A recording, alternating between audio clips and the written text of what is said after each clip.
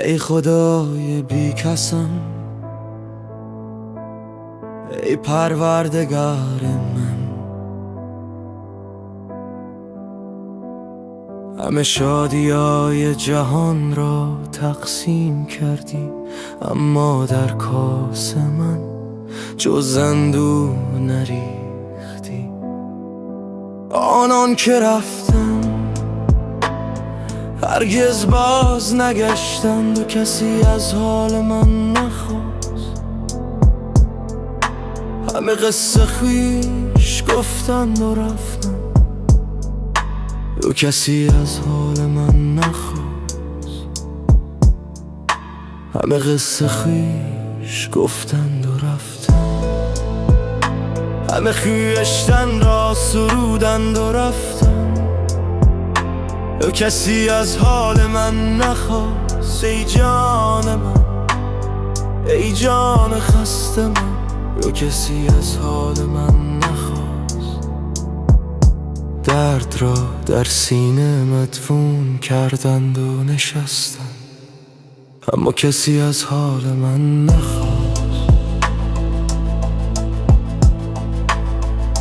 کدام دریاییست که از درد خویش سخن گوید؟ او هرگز راز طوفان را فاش نمی‌کند. در این خاک خوش قبرستان ای دوست، هرگز کسی مسکن نمی‌گزید.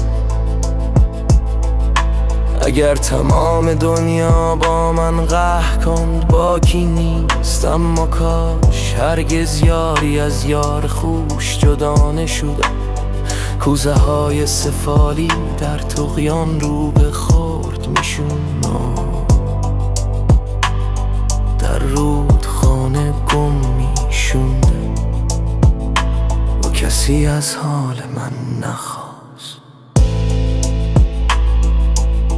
من چون ستون درخت ساج استوار بودم، تندیس قدرت بودم، اما موریان عشق به جانم افتاد و مرا از درون خود. اکنون با چشمان خونبار فریاد میزنم ای غم آفرین، ببین چه کردی. من قهرمان این میدان بودم، اما اندوه تو مرا به زانو در آورد. حالا اشکش می نوشم، مویه می کنم و کسی از حال من نخواست.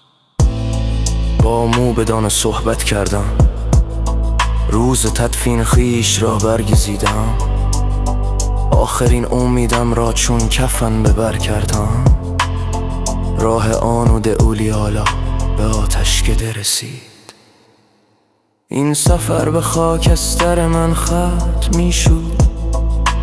بیا ای دوست برای آخرین بار، شانه‌ات را زیر تابوت من بگذار.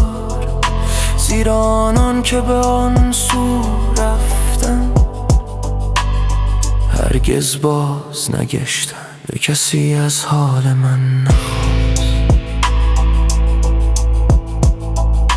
همه قصه خویش گفتند و رفتند و کسی از حال من نخواست. ای جان من،